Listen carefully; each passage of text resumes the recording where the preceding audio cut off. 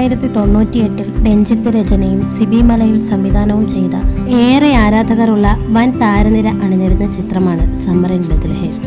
ഈ ചിത്രത്തിൽ 5 കസിൻസിന്റെ വേഷത്തിൽ എത്തിയിരുന്നത് മഞ്ജു വാര്യർ, ശ്രീജയ, മയൂരി, സംഗീത, മഞ്ജുള സ്വരൂപ് എന്നിവരാണ്. ഈ ചിത്രത്തിലൂടെ മലയാള സിനിമയിൽ അരങ്ങേറ്റം കുറിച്ച നടിയാണ് മഞ്ജുള. ശ്രദ്ധിക്കപ്പെടാതെ പോയ അന്യഭാഷാ നടിമാരിൽ ഒരാളായി പിന്നീട് അവർ മാറി. എന്നാൽ ആരാണ് മഞ്ജുള സ്വരൂപ്? ഇവരെ മലയാളികൾക്ക് അത്ര സുപരിചിത അല്ലെങ്കിലും തെന്നിന്ത്യൻ സൂപ്പർ സ്റ്റാർ മഹേഷ് ബാബുവാണ് മഞ്ജുളയുടെ സഹോദരൻ. ഇന്ത്യൻ ചലച്ചിത്ര നിർമ്മാതാവും സംവിധായികയും തെലുങ്ക് സിനിമയിലെ പ്രവർത്തനങ്ങൾക്ക് പേരുകേട്ട നടിയുമാണ് മഞ്ജുള. പ്രമുഖ തെലുഗു നടൻ കൃഷ്ണയുടെ മകളാണ്.